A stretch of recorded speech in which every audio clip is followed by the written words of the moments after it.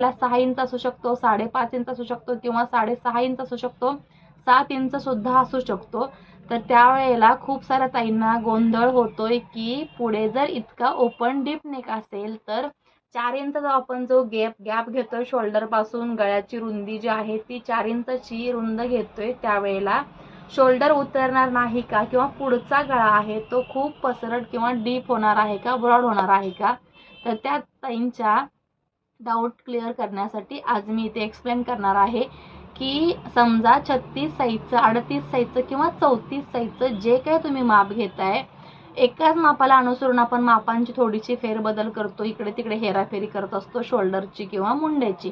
तर समजा 36 साईजच्या मापासाठी तुम्ही जर 15 इंचाची फुल शोल्डर घेताय, म्हणजेच हाफ शोल्डर त्याची 7.5 इंच झाली,